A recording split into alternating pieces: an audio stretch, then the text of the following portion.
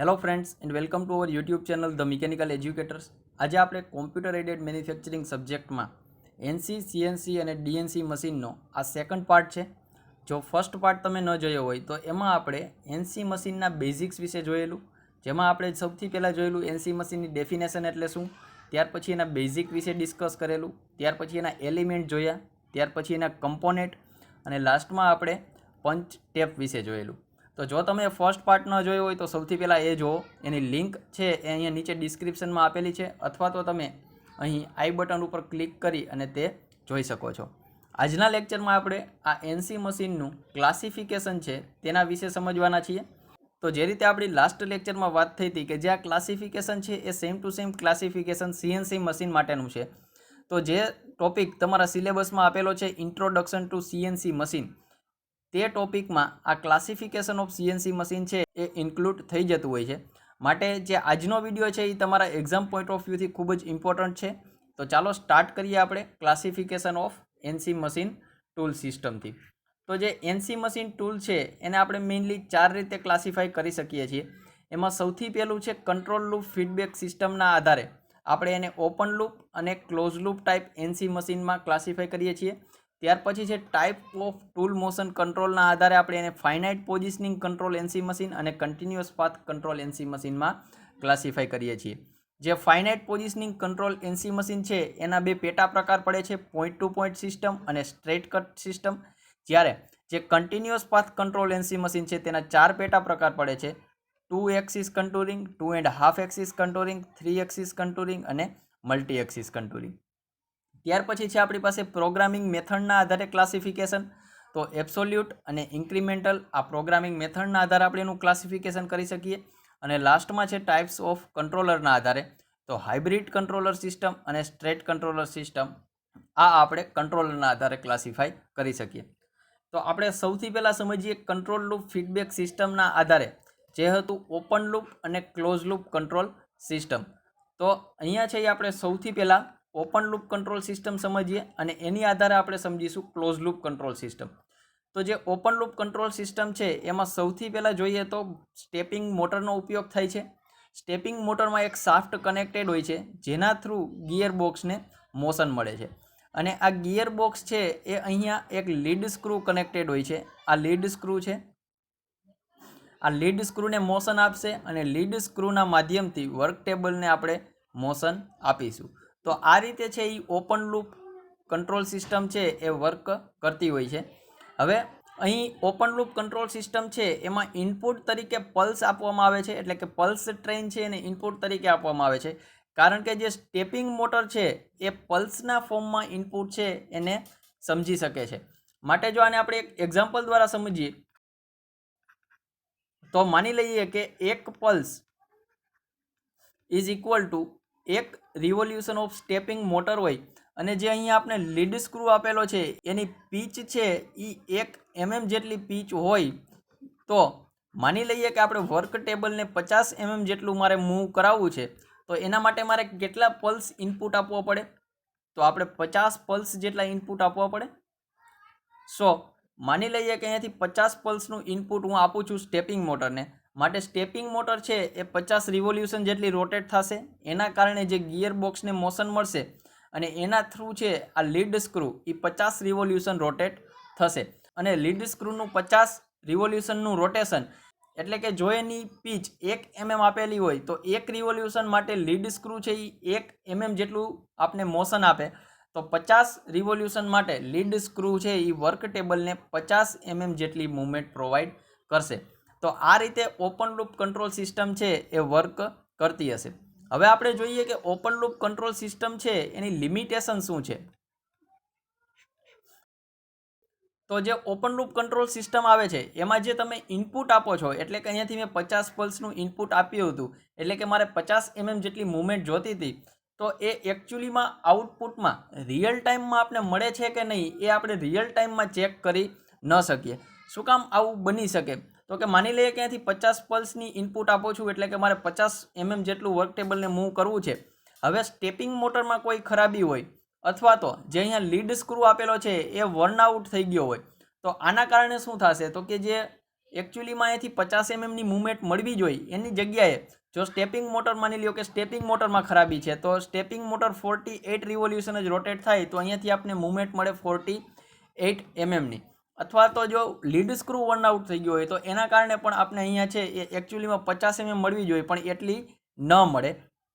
તો આના કારણે તમારું જે આઉટપુટ મળવું જોઈએ કે જે તમારું પાર્ટ છે એ ફિનિશ્ડ કમ્પોનન્ટ જે આપણે મળવો જોઈએ એવો ફિનિશ કમ્પોનન્ટ નથી મળતો, એની જગ્યાએ કંઈક અલગ જ જીઓમેટ્રી છે એ ક્રિએટ થઈ જતી હોય છે.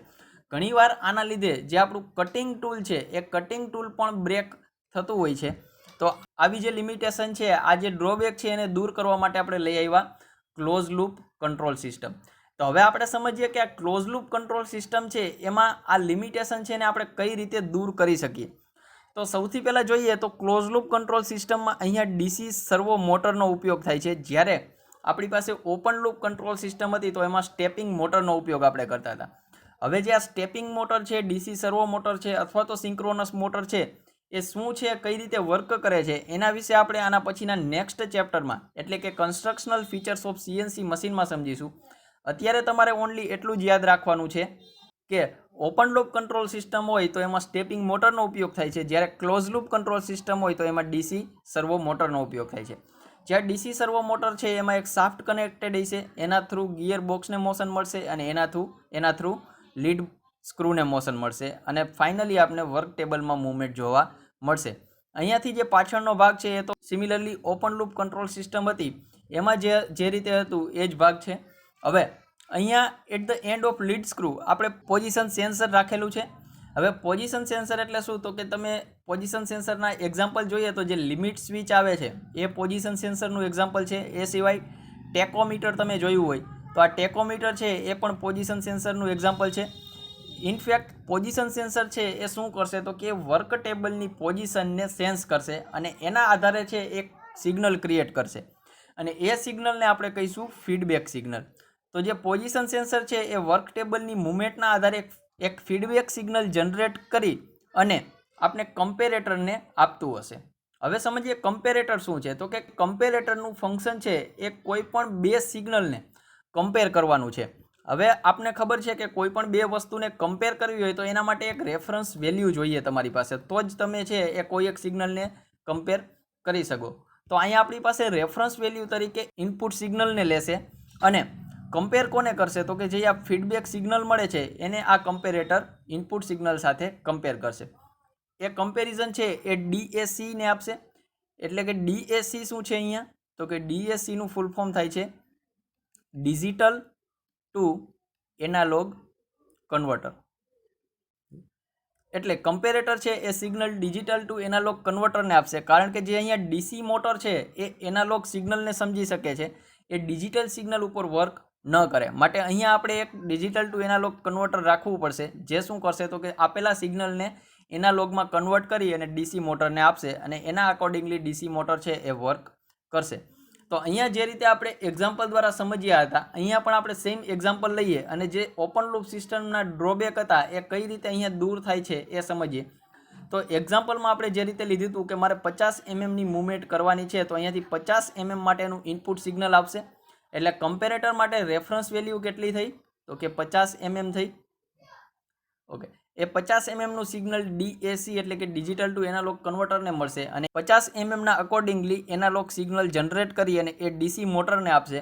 એ સિગ્નલ પ્રમાણે ડીસી મોટર રોટેટ થશે, ગિયર બોક્સને મોશન આપશે અને એના અકોર્ડિંગલી અહીંયાથી લીડ સ્ક્રૂ રોટેટ થશે અને આપણે ફાઇનલી વર્ક ટેબલ ઉપર છે એ 50 એમએમ જેટલી મૂવમેન્ટ મળશે.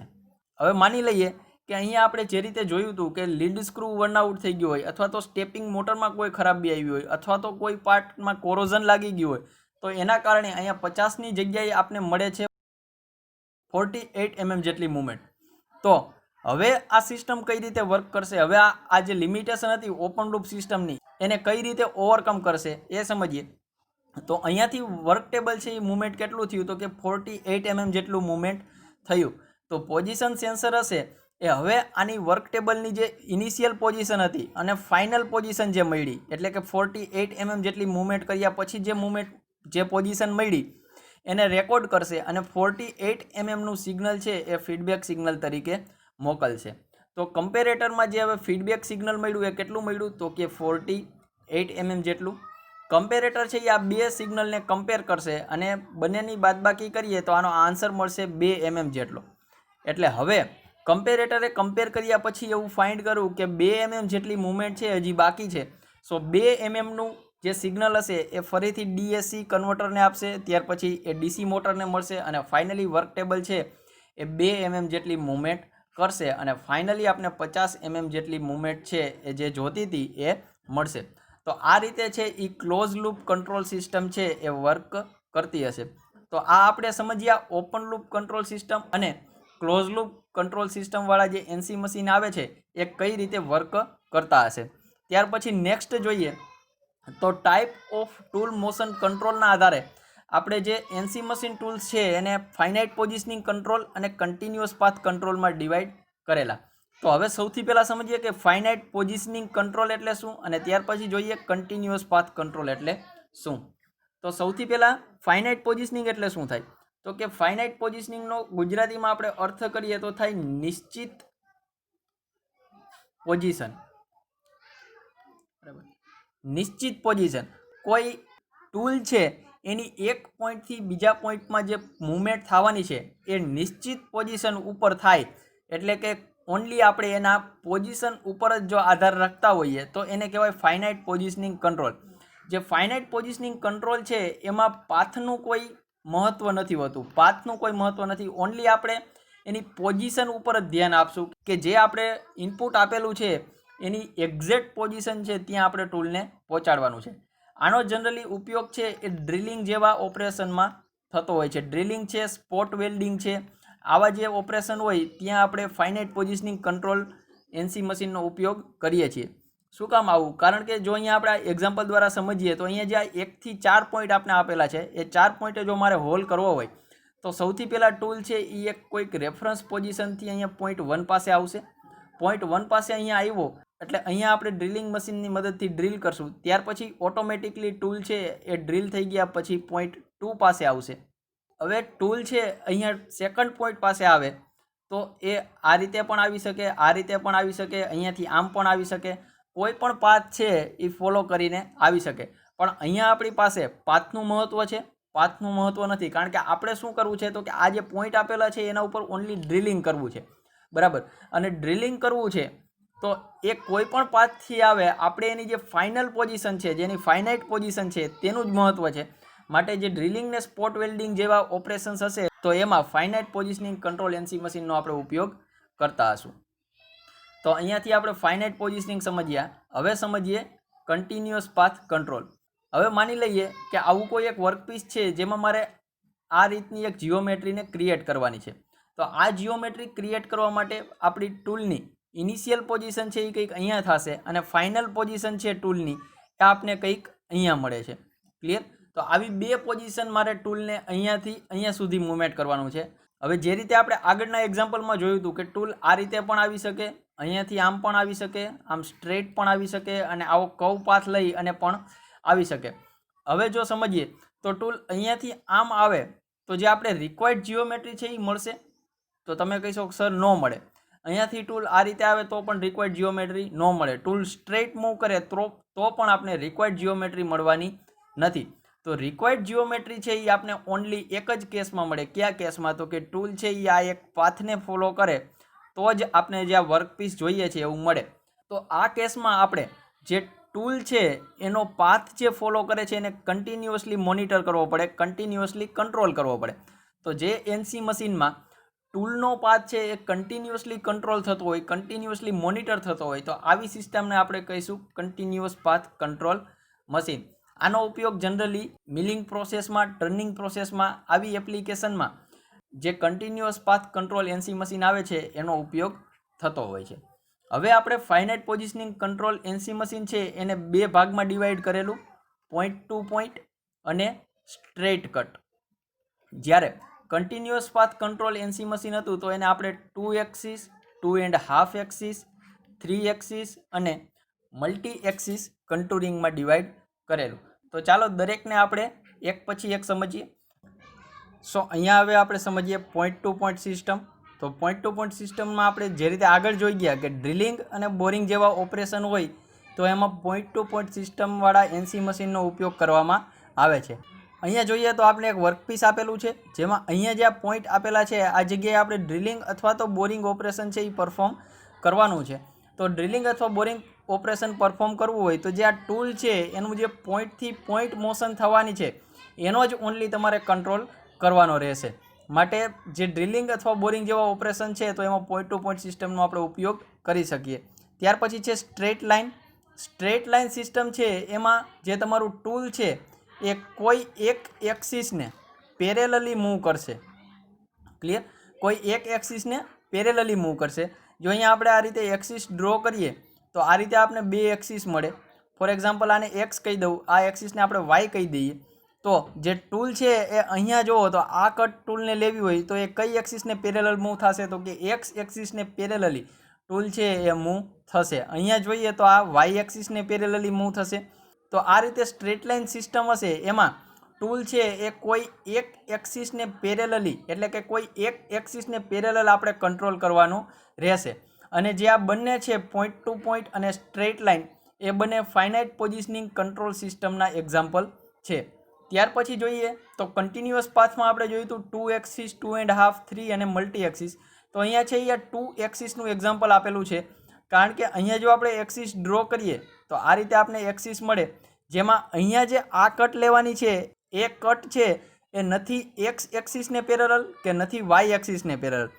આ કટ માટે આપણે ટૂલને એક્સ અને વાય બંને એક્સિસમાં કંટ્રોલ કરવું પડશે. એટલે કે બંને એક્સિસમાં આપણે ટૂલની મોશન છે એને કંટ્રોલ કરવી પડે. માટે આને કહીશું 2 એક્સિસ કન્ટિન્યુઅસ પાથ કંટ્રોલ. ત્યાર પછી અહીંયા છે 3 એક્સિસનું એક્ઝામ્પલ. તો 3 એક્સિસમાં શું થશે? તો કે એક્સ, વાય અને ઝેડ ત્રણે એક્સિસમાં ટૂલની મૂવમેન્ટને જો કંટ્રોલ કરીએ તો એને કહીશું 3 એક્સિસ કન્ટિન્યુઅસ પાથ કંટુરિંગ. ત્યાર પછી 2.5 એક્સિસમાં એક્સ અને વાય એક્સિસમાં ટૂલની મોશનને કંટ્રોલ કરવામાં આવશે. જ્યારે હાફનો અર્થ એવો થશે કે જે અહીંયા ટૂલ છે એને આપણે કોઈ એક એક્સિસની સાપેક્ષે અથવા તો એની ઝેડ એક્સિસને સાપેક્ષે આપણે એને ટિલ્ટ કરાવી શકતા હશું, જેથી એને આપણે કહીશું 2.5 એક્સિસ. જ્યારે મલ્ટી એક્સિસ એનસી મશીન હશે તો એમાં એક્સ, વાય, ઝેડ આ ત્રણ એક્સિસમાં આપણે ટૂલની મોશનને કંટ્રોલ કરશું. પ્લસમાં વર્ક ટેબલ છે એ વર્ક ટેબલને આપણે ટિલ્ટ કરાવી શકતા હશું અને પ્લસમાં આપણે ટૂલ હશે એને પણ આપણે ટિલ્ટ કરાવી શકતા હશું. તો આ રીતે આપણે જોયું ટાઈપ ઓફ ટૂલ મોશન કંટ્રોલના આધારે એનસી મશીનના કઈ રીતે ક્લાસિફિકેશન થઈ શકે છે. ત્યાર પછી નેક્સ્ટ જોઈએ તો પ્રોગ્રામિંગ મેથડના આધારે આપણે એનસી મશીનને એબ્સોલ્યુટ અને ઇન્ક્રીમેન્ટલ પ્રોગ્રામિંગ મેથડમાં ડિવાઈડ કરેલા. તો જે એબ્સોલ્યુટ અને ઇન્ક્રીમેન્ટલ પ્રોગ્રામિંગ મેથડ છે એના વિશે આપણે પાર્ટ પ્રોગ્રામિંગ જ્યારે શીખ્યા ત્યારે મેં તમને એના વિશે ડિટેલમાં સમજાવેલું કે કોને એબ્સોલ્યુટ અને કોને ઇન્ક્રીમેન્ટલ પ્રોગ્રામિંગ કહેવાય. તો એના વિશેનો ડિટેલમાં વિડીયો છે એ ઓલરેડી આપણી ચેનલ ઉપર અવેલેબલ છે. તો એની લિંક છે એ હું નીચે ડિસ્ક્રિપ્શનમાં તમને આપી દઈશ, અથવા તો તમે અહીં આઈ બટન ઉપર ક્લિક કરી અને એબ્સોલ્યુટ અને ઇન્ક્રીમેન્ટલ પ્રોગ્રામિંગ મેથડ છે એ જોઈ શકો છો. સો હવે આપણે સમજીએ એનસી સિસ્ટમનું ક્લાસિફિકેશન કંટ્રોલરના આધારે. તો કંટ્રોલરના આધારે આપણે એનસી સિસ્ટમને હાઇબ્રિડ અને સ્ટ્રેટ કંટ્રોલર એનસી સિસ્ટમમાં ક્લાસિફાઈ કરેલી. તો સૌથી પહેલાં સમજીએ હાઇબ્રિડ કંટ્રોલર એનસી સિસ્ટમ વિશે. તો હાઇબ્રિડ કંટ્રોલરમાં બે ભાગ આવેલા હોય છે, હાર્ડવાયર્ડ લોજિક સર્કિટ અને સોફ્ટવાયર્ડ કોમ્પ્યુટર. જે રીતે અહીંયા આપણે ફિગરમાં જોઈ શકીએ કે આ એક મશીન ટૂલ આપેલું છે. તો આ મશીન ટૂલ સાથે હાર્ડવાયર્ડ લોજિક સર્કિટ છે ડાયરેક્ટલી કનેક્ટેડ હશે, જ્યારે મિની કોમ્પ્યુટર છે એ એને એક સિગ્નલ મોકલતું હશે અને એની સાથે સાથે જે function hardwired logic circuit perform નહીં કરે એ ફંક્શન છે એ mini computer interface through perform કરતું હશે. અહીંયાથી આપણે મશીન ટૂલમાંથી ફીડબેક સિગ્નલ મળતો હશે જે મિની કોમ્પ્યુટર સુધી આપણે ઇન્ટરફેસ થ્રુ પહોંચાડતા હશું. તો હવે આપણે સમજીએ કે હાર્ડવાયર્ડ લોજિક સર્કિટ શું છે. તો કે હાર્ડવાયર્ડ લોજિક સર્કિટ એ એક પ્રકારની આપણે કહીએ તો સિમ્પલ સર્કિટ જ છે કે જે છે એ કોઈ એક પર્ટિક્યુલર ફંક્શન માટે, એક સ્પેસિફિક ફંક્શન માટે પ્રોગ્રામ કરેલી હોય. એક્ઝામ્પલ તરીકે આપણે જોઈએ તો ફીડ રેટ જનરેશન છે, ઇન્ટરપોલેશન છે, આવા જે મશીન ટૂલના ડિફિકલ્ટ ફંક્શન છે કે જેમાં સીપીયુને વધુ ટાઈમ લાગે છે અને વધુ મેમરીની પણ રિક્વાયરમેન્ટ હોય છે, આવા ફંક્શન છે એ જનરલી કોણ પરફોર્મ કરશે? તો કે હાર્ડવાયર્ડ લોજિક સર્કિટ પરફોર્મ કરશે. હાર્ડવાયર્ડ લોજિક સર્કિટ હશે એટલે કે આ સર્કિટ છે એમાં તમે એકવાર કોઈ ફંક્શન માટે પ્રોગ્રામિંગ કરશો પછીથી એને આપણે ચેન્જ કરી શકાતું નથી. એટલે આ હાઇબ્રિડ કંટ્રોલર એનસી સિસ્ટમ છે એનો એક આ ડિસએડવાન્ટેજ છે કે હાર્ડવાયર્ડ લોજિક સર્કિટને એકવાર પ્રોગ્રામિંગ કર્યા પછી, એક્ઝામ્પલ તરીકે આપણે કોઈ હાર્ડવાયર્ડ લોજિક સર્કિટ છે એ ફીડ રેટ જનરેશન માટે બનાવેલી હોય તો પછીથી પાછળથી આપને એવું થાય કે હવે મારે એને ઇન્ટરપોલેશનમાં કન્વર્ટ કરવી છે, તો એ ઇન્ટરપોલેશનમાં પછી એનું કન્વર્ઝન પોસિબલ નથી. એ જે ફંક્શન માટે સ્પેસિફિક બનાવેલી હોય એ જ ફંક્શન પરફોર્મ કરીને આપશે. અને હવે જે ફંક્શન આ હાર્ડવાયર્ડ લોજિક સર્કિટ પરફોર્મ નથી કરતી એ બધા ફંક્શન છે એ કોણ પરફોર્મ કરશે? તો કે સોફ્ટવાયર્ડ લોજિક સર્કિટ એટલે કે કોમ્પ્યુટર પરફોર્મ કરશે. તો આ આપણે જોયું હાર્ડવાયર્ડ લોજિક સર્કિટ વિશે. હવે આપણે જોઈએ સ્ટેટ કંટ્રોલર એનસી સિસ્ટમ વિશે. તો સ્ટેટ કંટ્રોલર એનસી સિસ્ટમમાં અહીંયા આપણે જોઈ શકીએ કે અહીંયા કોઈ હાર્ડવાયર્ડ લોજિક સર્કિટ આપેલી નથી. ડાયરેક્ટલી આપણે શું આપેલું છે? તો કે એક કોમ્પ્યુટર આપેલું છે અને એ ઇન્ટરફેસ થ્રુ અહીંયા મશીન ટૂલ સાથે કનેક્ટેડ છે. સો એનો અર્થ શું થાય કે અહીંયા દરેક ફંક્શન છે મશીન ટૂલને લગતા, એ દરેક ફંક્શન છે એ કોણ પરફોર્મ કરશે? તો કે હવે કોમ્પ્યુટર પરફોર્મ કરશે. જેમ કે ઇન્ટરપોલેશન છે, ફીડ રેટ જનરેશન છે અને એ સિવાય જેટલા પણ મશીન ટૂલને લગતા ફંક્શન છે એ બધા કોમ્પ્યુટર છે એ સોફ્ટવેરની મદદથી પરફોર્મ કરતું હશે. તો આમાં હાર્ડવાયર્ડ એલિમેન્ટ કોઈ હશે જ નહીં? ના, એવું નથી કે આમાં કોઈ હાર્ડવાયર એલિમેન્ટ હશે જ નહીં. અહીંયા હાર્ડવાયર એલિમેન્ટ પણ તમને જોવા મળશે કે જે એલિમેન્ટનો ઉપયોગ આપણે કેમાં કરશું? તો કે મશીન ટૂલ અને ઓપરેટર કોન્સોલ સાથે કોમ્પ્યુટરને કનેક્ટ કરવા માટે જે એલિમેન્ટ યુઝ થશે એ બધા હાર્ડવાયર એલિમેન્ટ હશે. એનું બીજું કોઈ ફીડ રેટ જનરેશન કરવું કે ઇન્ટરપોલેશન કરવું કે બીજા કોઈ એવા ફંક્શન છે એ પરફોર્મ કરશે નહીં. તો આ આપણે જોયું હાઇબ્રિડ અને સ્ટેટ કંટ્રોલર એનસી સિસ્ટમ વિશે. તો મિત્રો આજ માટે આટલું રાખીશું.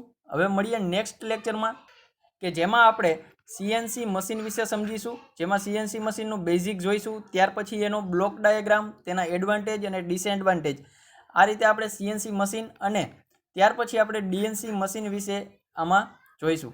તો આના પછીનો જે વિડીયો છે એ આ ચેપ્ટર એટલે કે ઇન્ટ્રોડક્શન ટુ સીએનસી મશીન માટેનો લાસ્ટ વિડીયો રહેશે. તો મળીએ નેક્સ્ટ વિડીયોમાં ટોપિક સીએનસી મશીન સાથે.